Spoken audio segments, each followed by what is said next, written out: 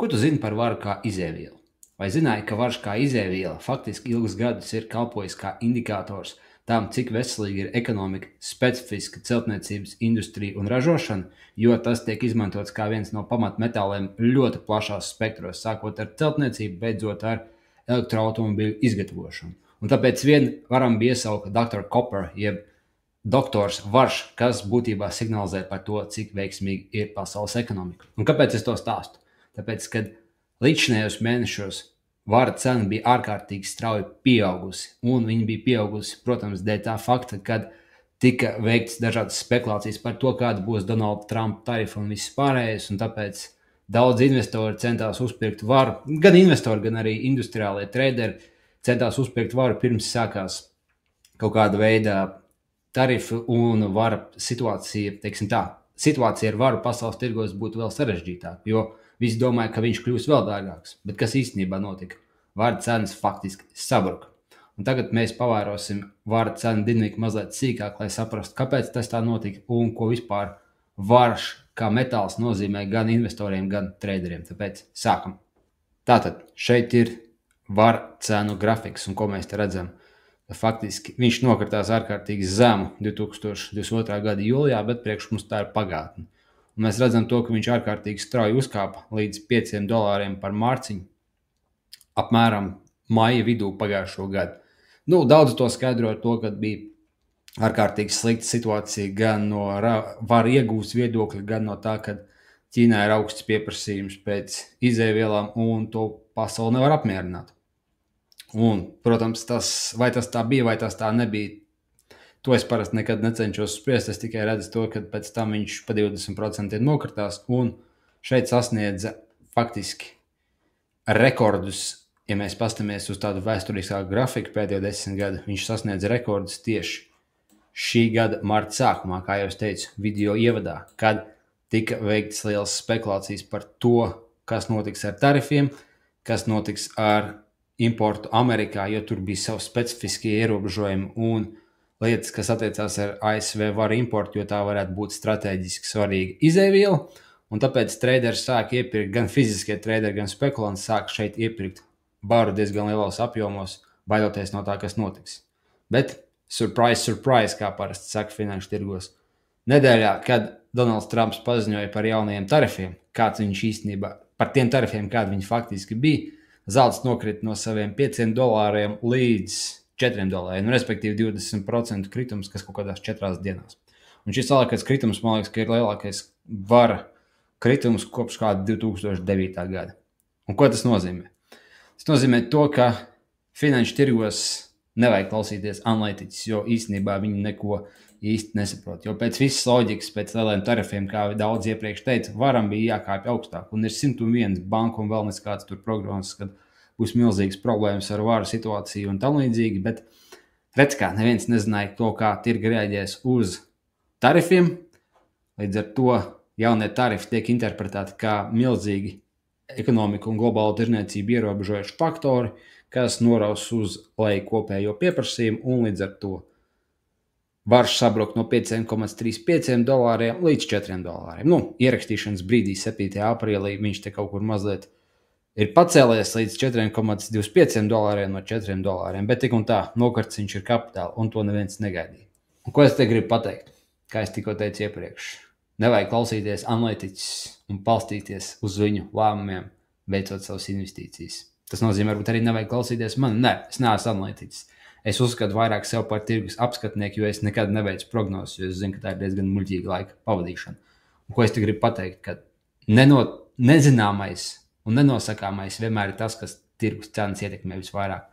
Un šis vara piemērs ir perfekts piemērs, kā tas notiek. Visi domāja, ka varš kāps, tāpēc, ka būs saspringta situācija.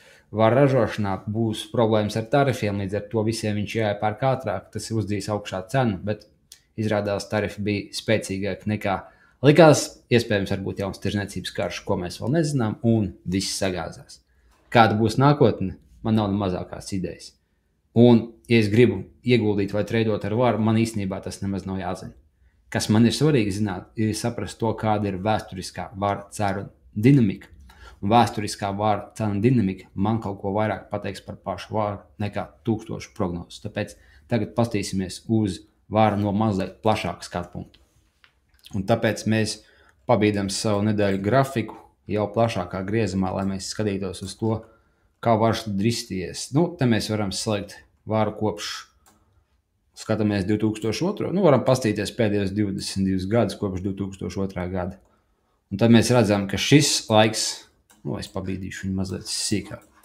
Tā, kur te mēs esam līdz 2000, sākot ar 2000. gadu sākumu līdz 2008. gada sākumam. Šis periods bija laiks, kad bija ārkārtīgi strauji izēvielu cenu kāpums, neatkarīgi no tā, kas tā bija pa izēvielu. Vai tas bija zelts, vai tas bija varš, vai tā bija nafta, vai tās bija pārtikas kultūras, lauksaimniecības kultūras, ja precīzi.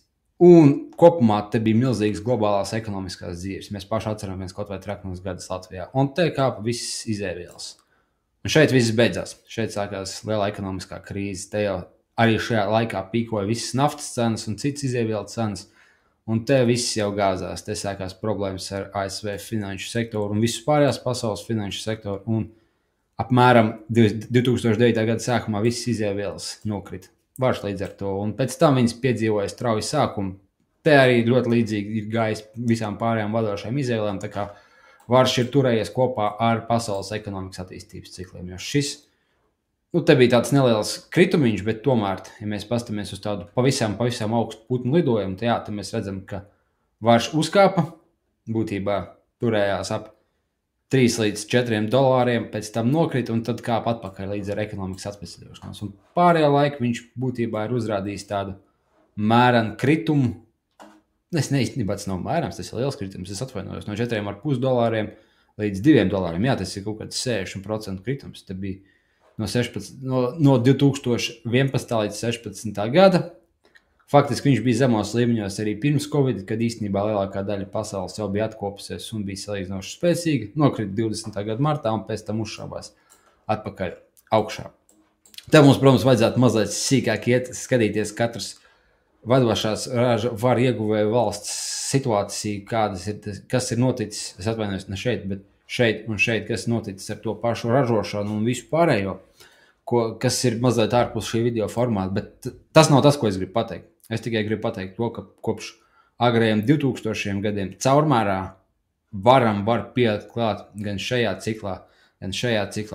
ciklā pasaules un Amerikas nekustamā īpašuma un ekonomikas attīstību. Un kaut kādā ziņā to var pielikt klāt arī šajos pārējos gados. Akciju cenas pavisam savādāk ir attīstījušās. Akciju cenas ir daudz stabilāk gājušas uz augšu kopš 2009. gada, bet te ir kaut kādas aktivitātes, es tā no galvas skatos gan ar IKP izaugsmi, gan ar nekustamo īpašumu attīstības cikliem un tādām lietām. Un tāpēc tas Dr. Copper arguments ir savā ziņā vietā. Bet vai varš ir labs ieguldījums? Es neteiktu. Jo, ja mēs noliktu blakus akciju ieguldījumu vai kaut vai zelta ieguldījumu atdeve tieši šajā pašā laikā, katra no viņām būs labāka. Bet šajā gadījumā zeltam, es atvainojos, varam ir daudz interesantāka īpatnība, ka viņš ir diezgan tāds, es teiktu, viņš uzrāda diezgan procentuāli liels cenu izmaiņas, jo redzēt, teiksim, viņš pacēlās no 1,4 dolāriem līdz 4,5 dolāriem, cik tas ir 9. gada sākums, 2 gadu laikā. Un pēc tam no 4,5 dolāriem viņš nokrita uz 3 dolāriem. Mazliet vairāk arī nekā gada laikā, un tad jau labi, kaut kādu laiku viņš nedarīja neko, bet atkal sākot ar 20. līdz 22. un 22. līdz 22. gada vidum, 22. gada sākuma līdz 22. gada vidum atkal bija milzīgas cenu svārstības, kas atkal turpinās tagad, atkal 22. gada vasara 3,1, 24. gads 5,1 un tad atkal no 5 līdz 4 līdz 5,3 līdz 4. Faktiski pāris gadu laikā. Milzīgas svārstības. Jūs kā ilgtermiņa investors šādu ieguldījumu negribētu savu. Jūs negribētu nevienu akciju, nevienu kriptovalūtu, nevienu metālu, nevienu obligāciju ar šī tik lielu svārstīgumu. Bet ko jūs šādi gribētu? Jūs gribētu treidot ar šo izēvielu, tāpēc, ka laba tradinga stratēģija dos iespēju nopelnīt uz abējādi uz šiem milzīgiem price spaikiem, jebkurā virzienā. Vai tas ir 50% kāpums, vai tas ir 50% kritums šeit. Un jā, izbeidziet viņu prognozēt, tāpēc, ka tas ir muļķīgi pateikt to, vai varš kāps, vai viņš kritīs no esošās 5,3 dolāru līmeņa marta vidū, vai kas ar viņu notiks. Tam nav nekādas starpības. Starpība ir tāda, nevis kas ir, ko nozīmē jūsu prognozes, bet tas apmērs, kādā vārš krīt. Un ja es esmu traders, es viennozīmīgi gribētu shortot varu, ja viņš maksā 5, apmēram $2 par mārciņu līdz $4 par mārciņu, jo tas ir 20% kritums pāris nedēļās, kas ir ārkārtīgi interesanti. Un tāpēc, ko es te gribu pateikt? Ko es šeit varu noslēgt? Es teikšu tā, vēsturiski, jā, nosacīta varš, var teikt, ir kalpojis kā indikators globālai ekonomikai un lielāko pasaules ekonomiku, un vairāk vai mazāk nekustamu īpašumu un patēriņa tendencēm. Tīpaši, ja mēs pastamies tos lielos kāpumus, lielos kritumus, kas sakoja 2000. Gadu sākumā, 2000. Gadu beigās vai tagad pēc Covid. Bet tajā pat laikā varš ir ārkārtīgi svārstīgs. Jūs redzat to, ka viņš ir spējīgs uzkāpt 2 vai 3 reizes un nokrist pa 70%, kas padara to par nepārāk labu ieguldījumu. Vai jūs gribat nohedžēties pret inflāciju, jo tādā gadījumā zelts būs labāks, vai jūs gribat kaut kādu stabilāku ienesīgu, un tad pasaules vadošās akcijas vai akcijas ar labām dividendžu maksāšanas vēsturēm būs labākas. Bet, ja jūs gribat treidot un jūs saprotat, kā var pelnīt gan uz divkāršu kāpumu, gan 60-70% kritumu, tad varš ir interesants. It īpaši, ja jūs saprotat, kā strādā future un opciju kontrakti un to, kādas ir, teiksim tā, cenu neefektivitātes starp šiem kontraktiem, ja notiek ārkārtīgi strauji kritumi īsā laika posmā. Tas, protams, ir cits video un cits topiks, bet ko es te gribu pateikt? Ir pasaulē izmantot izēvielu, kuras zina visi. Šīs izēvielu prognozes nevajadzētu skatīties, jo nevienas prognozes nav pilnīgi jēdzīgas. Un šī izēviela nav baigi labā priekš ilgtermiņa ieguldīšanas, bet šī izēviela ir ļoti laba priekš trading, tāpēc katrai jomai un lietai finanšu tirgos ir savs pielietojums, un galvenais ir svarīgi saprast, kā viņš ir domāts. Un nevajag uztvert lietu, kas ir labi priekš spekulācijām kā investīcija, un labi ilgtermiņa investīcija domāt kā spekulācija, un tas ir svarīgākais. Un varbūt iespējams lielākā daļai varš nav vispār jāinteresē, jāiztiek, un viņš vienkārši jāaizmirst. Bet varbūt būs kāds, kas izveidos ļoti labu spekulatīvu stratēģiju, treidojot tikai ar varu. Who knows, kā saka amerikāņi. Tāpēc tā. Šis video bija mazliet savādāks nekā cits video, lai iedot tādu mazliet savādāku perspektīvu, vai tādu drīzāk mazliet savādāku skatījumu uz finanšu tirgiem, jo te nebija nekādas daudz sarežģītas informācijas. Es nemēģinātu burēt iekšā kaut kādas korelācijas starp to, kādas tur ir vara ražošanas tendences tur Čīlē vai citās vietās, vai to, kā ir attīstījies US housing markets vai kaut ko tam līdzīgu, un likt iekšā pie kaut kādiem konkrētākiem gadiem. Tas ir tad, ja jums interesē šausmīgi vara analīze, jūs to varat izdarīt paši. Vai arī kādu kompleksu spekulatīvu stratēģiju likt, šis video nav priekš tā, to varbūt citreiz. Bet, lai paskatītos uz tirgiem mazliet savādāk, es ceru, ka tas jums palīdzēja. Tāpēc tiekās!